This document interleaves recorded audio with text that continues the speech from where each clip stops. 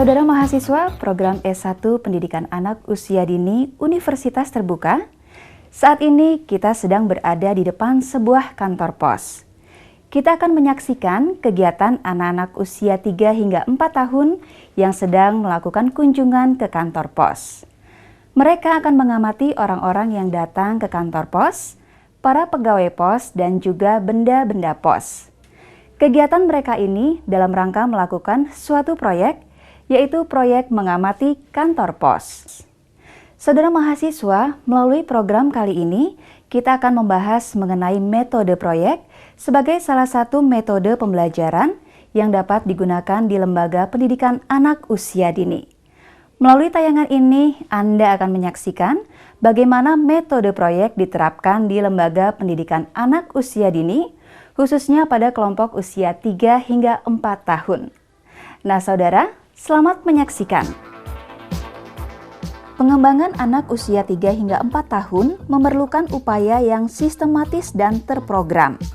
Untuk itu diperlukan berbagai metode bermain sambil belajar yang dapat memberikan pengalaman yang luas dan mendalam bagi anak. Salah satu metode yang dapat dipergunakan dalam pengembangan anak usia dini adalah metode proyek. Metode proyek adalah suatu metode yang menggunakan seperangkat cara mengajar yang memungkinkan pendidik dapat membimbing anak-anak melalui studi yang mendalam tentang suatu topik. Metode proyek bertujuan mengembangkan berbagai kemampuan anak melalui pelaksanaan suatu proyek secara bersama-sama. Proyek dapat diartikan sebagai serangkaian kegiatan yang dilakukan untuk mencapai tujuan tertentu.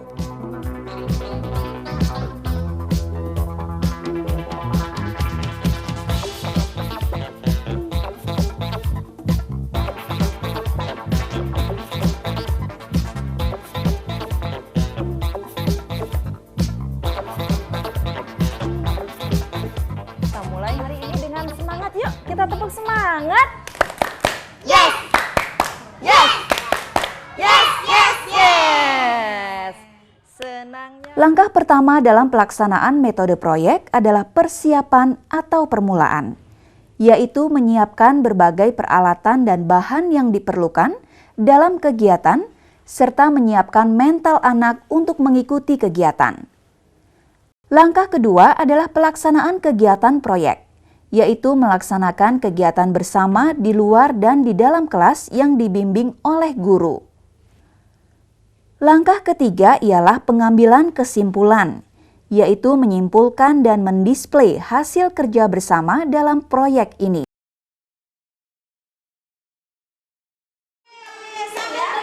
Bertepuk tangan ya. 1, 2, 3 ya. Aku tukang pos rajin sekali. Suratku bawa. Untuk anak usia kelompok bermain yang terdiri dari anak-anak berusia 3 hingga 4 tahun, metode proyek ini memerlukan bimbingan dari guru, baik dalam perencanaan, pelaksanaan, maupun pelaporannya. Hal ini disebabkan karena tingkat kematangan anak belum mencapai kemampuan mencari informasi dan menyusun laporan sendiri. Perhatikan, Bunda itu punya apa ini ya? Siapa yang tahu ini ya? Apa ini? Buat duit. Amplop. Amplop, betul Alfa, alhamdulillah. Ini amplop surat dan ini isinya suratnya. Nah, surat ini akan Bunda kirimkan ke sekolah lain ya. Nah, teman-teman pernah mengirim surat? Siapa yang pernah mengirim surat? Oh, belum pernah. Oh, belum pernah mengirim surat. Siapa yang pernah ke kantor pos? Iya, alhamdulillah sudah tahu nih. Teman-teman kalau pernah mengirim surat, untuk siapa saja ya kita bisa mengirimkan surat? Untuk siapa ya? Untuk siapa ya? Kira-kira. Untuk siapa? Ibu sama ayah, siapa lagi selain itu? Buat nenek, buat siapa lagi ya? Terima kasih. Langkah pertama dalam melakukan metode proyek adalah melakukan persiapan atau permulaan, yaitu dimulai dengan menyiapkan suatu topik yang akan dijadikan proyek. Tapi sebelumnya surat ini kita harus kirimkan kemana dulu ya agar bisa sampai kemana? Ke kantor pos. Siapa yang pernah bermain ke kantor pos? Alhamdulillah Tazkiyah pernah ke kantor pos. Kalau di kantor pos apa saja yang dilakukan di kantor pos? Siapa yang tahu? Kita bisa melakukan apa saja di kantor pos? Selain berkirim surat, apalagi ya? Amplop. Apa? Amplop. Amplop. Misalnya nih, kakek sama nenek membutuhkan uang di kampung. Teman-teman bisa mengirimkannya lewat kantor pos. Dalam Ya. tahap persiapan, guru bersama anak-anak menentukan topik. Ke kakek dan nenek. Kadang-kadang guru harus lebih aktif menawarkan topik yang akan dijadikan proyek kepada anak-anak. Gambarnya nih. Terus yang jadi terus yang jadi Pak Pos siapa? Siapa ya? Dalam tahap persiapan, guru mengajak anak melakukan kegiatan-kegiatan yang berhubungan dengan kantor pos, Kita lihat, buka. seperti bertanya jawab tentang kantor pos. Wah, gambar apa ini? Kantor Pos. Kantor pos. Kita perhatikan. Besar atau kecil kantor posnya? Besar. Bunda Ito, Bunda Robi, dan teman-teman akan berkunjung ke kantor pos. Siapa yang mau ikut? Oke, kita lihat dulu gambarnya. Nih, seperti rumah tidak ya bentuknya? Iya. Iya, seperti Aku rumah rumah tingkat teman-teman. dua. Rumah tingkat 2. Hah? Itu kayak rumah sakit. Kayak rumah sakit. Kayak hotel. Kayak hotel. Iya, kayak hotel ya. Nah, terus di kantor pos nih seperti ini nih. Ada apanya nih namanya? Ada jendelanya. Oh iya, untuk apa jendela? Biar bisa melihat. Di rumah itu, di kantor pos juga ada apanya ini? Pintu. Pintu, betul. Di rumah teman-teman ada pintu? Ada, seperti itu juga. Biar bisa keluar. Biar bisa keluar. Nah, kalau di rumah teman-teman banyak orang tidak yang masuk? Tidak banyak orang. Nah, kalau di kantor pos itu banyak orang yang keluar masuk. Beda dengan rumah teman-teman. Di sana selain ada kantor posnya, ada juga ini, lihat. Ini orang-orang ya. Orang-orang yang mau mengirim surat. Mereka perhatikan, mereka sedang menempel perangko. Sama ada ibu pos, iya ibu pegawai kantor pos. Siapa tahu ini gambar apa? Bulan sabit. Seperti bulan sabit. Ini namanya perangko. Teman-teman mau dapat perangko dari Bunda? Saya. Ini jenis-jenis perangkonya. Kalau mengirimkan surat, ditempelkan dulu perangkonya. Ya, seperti ini. Nah, yuk kita mau buat surat yuk buat mama sama papa yuk. Siapa yang sudah siap? Saya. Oke, kita buat surat untuk mama dan papa. Bunda itu tadi sudah memegang apa ini? Surat. Terus ini apa namanya? Amplop. Yang lembaran lebar ini kita lipat. Ya. Sekarang kita akan mau melakukan apa? Memasukkan surat ke dalam apa ini? Amplop. Betul, ke dalam amplop. Bismillahirrahmanirrahim. Nah, surat ini belum bisa sampai ke rumah temannya Bunda itu kalau belum diberikan di sininya. Apa namanya tadi? Perangko. Nih, Bunda tempelkan perangkonya. Di sini ada bacaan, tempelkan tanda lunas. Ditempelkan di sini. Bismillahirrahmanirrahim. Nah, sudah deh. Tapi belum ada apanya di sini ya. Siapa ya? Untuk siapa ya Bunda mengirimkan tadi? Kepada Kepala TK Al-Zahra. Nih, Bunda tulis. Nih, Bunda itu sudah tuliskan nama alamat yang akan Bunda itu tuju. TK Al-Zahra. Nih, sudah lengkap.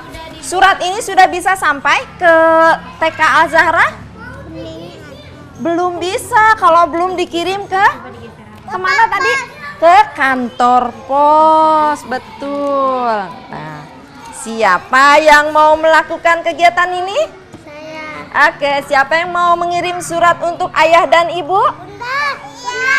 Di sana juga Bunda itu sudah siapkan kertas. Kegiatan berkirim surat merupakan kegiatan yang berguna bagi anak untuk mengenalkan surat, apa itu surat, dan bagaimana cara mengirimkannya. Kegiatan ini dimulai dari menulis sesuatu pada kertas kosong, memasukkan kertas tersebut ke dalam amplop, menulis nama dan alamat yang akan dikirimi surat, dan memberi perangko pada amplop surat. Anak usia 3 hingga 4 tahun tentu saja belum bisa menulis. Oleh karena itu, gantilah tulisan pada kertas surat dengan gambar bebas. Mintalah anak mewarnainya. Kemudian, bimbinglah anak melipat surat dan memasukkannya ke dalam amplop.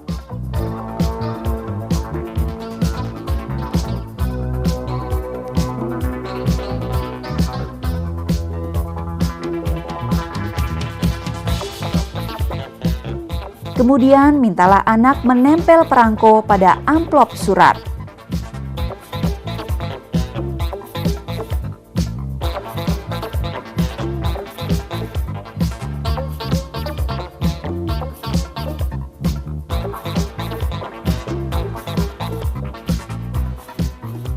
Setelah itu, tanyakan dan tuliskan nama yang akan mereka kirimkan.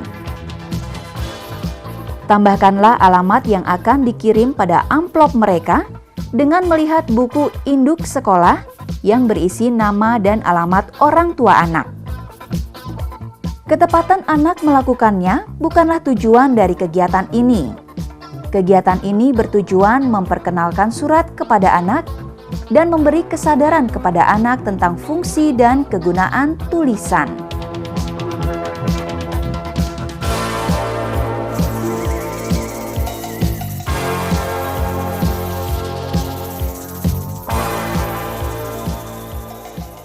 Perhatikan lagi, banyak atau sedikit pegawainya?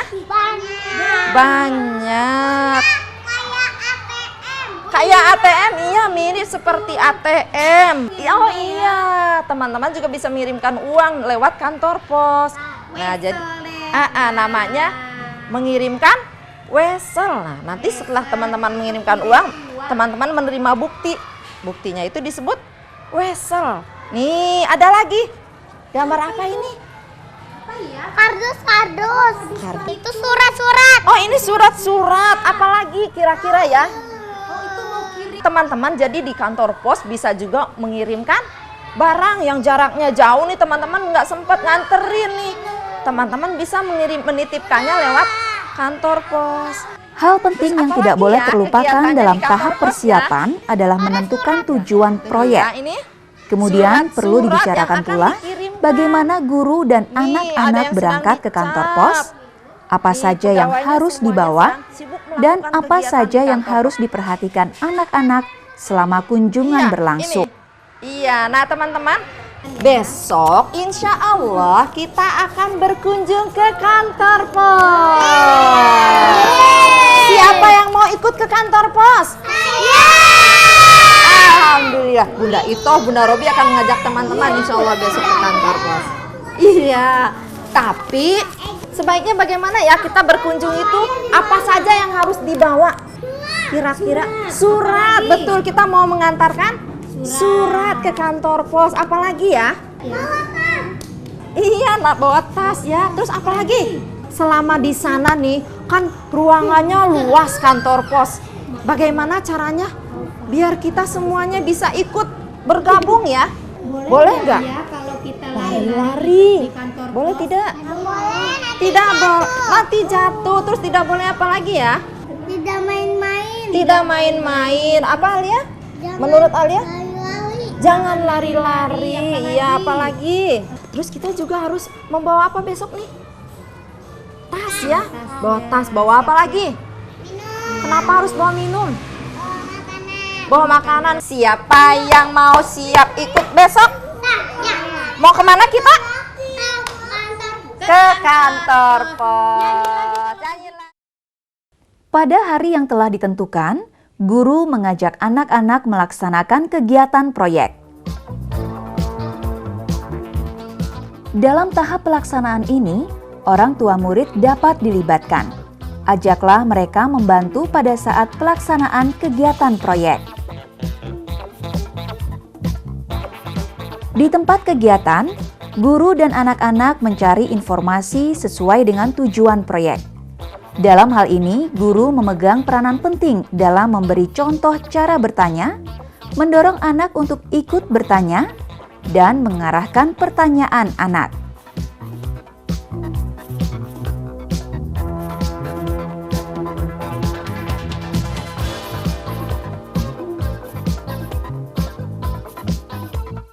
Selain mengumpulkan informasi langsung dari orang yang berwenang, guru dan anak-anak juga bisa mendapatkan informasi dari brosur, leaflet, atau apa saja yang mengandung informasi mengenai proyek.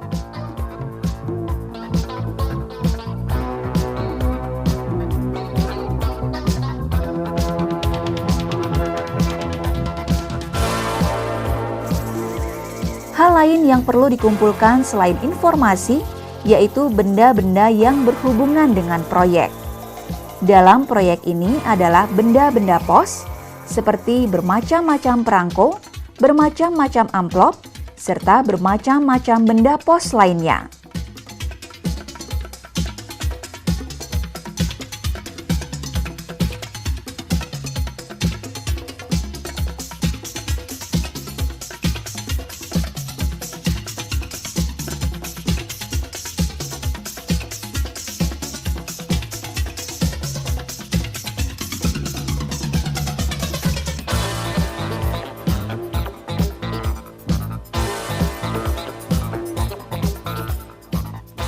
Dalam melakukan kegiatan proyek ini, jangan lupa beri anak-anak kesempatan untuk beristirahat.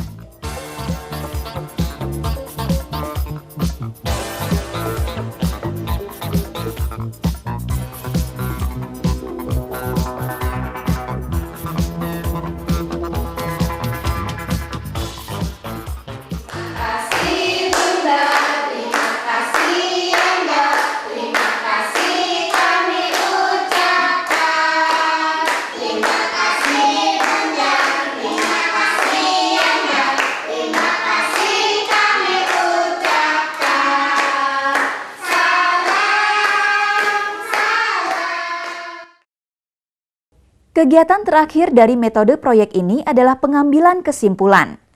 Kegiatan ini dapat dimulai dengan bersama-sama melakukan display benda-benda yang didapat dari pelaksanaan kegiatan proyek. Selanjutnya ini. Anak-anak biasanya sangat menyukai kegiatan ini. Berilah kesempatan mereka ikut menempel dan memberi nama benda-benda tersebut. Guru dapat membimbing anak-anak membuat display yang baik dengan mengelompokkan benda-benda dan menuliskan nama kelompok benda-benda tersebut di atas karton manila.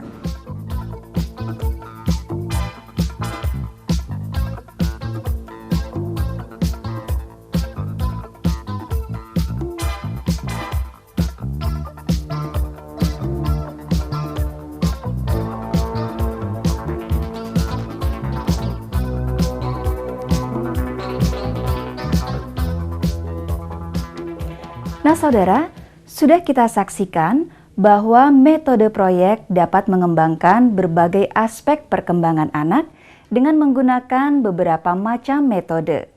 Jadi, dengan menggunakan metode proyek, berarti kita menggunakan berbagai macam metode yang dapat melibatkan anak agar mereka dapat terlibat dalam kegiatan bersama. Dalam tahap persiapan, pada saat guru dan anak-anak menentukan proyek yang akan dikerjakan, guru menggunakan metode tanya jawab yang bermanfaat untuk pengembangan kognitif dan bahasa anak. Pada saat anak-anak mempraktikkan cara menulis surat, melipat surat, memasang perangko, dan menulis nama serta alamat yang dikirim, guru menggunakan metode demonstrasi dan simulasi. Kegiatan ini berguna untuk mengembangkan bahasa, motorik halus, dan kognitif anak. Pada saat anak melaksanakan kegiatan proyek, guru mengajak anak mencari informasi dengan berbagai cara, yaitu dengan cara bertanya, mengumpulkan brosur, serta mengumpulkan benda-benda pos. Dalam hal ini, guru menggunakan metode demonstrasi dan praktik langsung. Kegiatan mencari informasi ini akan menanamkan pengertian kepada anak tentang cara mengumpulkan informasi untuk memperdalam suatu pemahaman. Selain itu, kegiatan ini akan menumbuhkan rasa percaya diri anak. Mengerjakan display bersama-sama akan membangun rasa kebersamaan dan toleransi di antara anak-anak dan memupuk keinginan bekerja sama di antara mereka. Penyusunan display yang baik akan mengajarkan kepada anak bagaimana menyusun pesan dengan memperhatikan kejelasan dan keindahan display. Langkah terakhir dari metode proyek adalah mengajak anak-anak membuat kesimpulan dari apa yang telah mereka lakukan bersama. Benda-benda pos semuanya. Apa ini namanya yang tadi? Amplop. Ini amplop. Dan yang ini? Kartu pos. Selanjutnya yang ini? Perangko, betul Kiki. Oke, kita hitung amplopnya yang besar dulu ya. Ini hasil teman-teman loh menempel tadi ya setelah kita berkunjung ke kantor pos. Kita hitung satu. 1, 2, 3, 4, 6, 8, 10. Sekarang kita hitung yang mana nih? Ya hitung ini. Kita hitung sama-sama. 1, 2, 3, 4, 5, 6, 7. Ada berapa kartu posnya? Ada 7. Apa saja ya yang belum kita hitung ya? Apalagi ya? Perangko. Kita hitung perangkonya. 1, 2, 3, 4, 5, 6, 7, 8. Ada berapa? 8. Ada 8. Nah, semuanya kita dapatkan di mana? Di kantor pos. Nah, saudara mahasiswa, demikianlah program kali ini yang membahas mengenai metode proyek.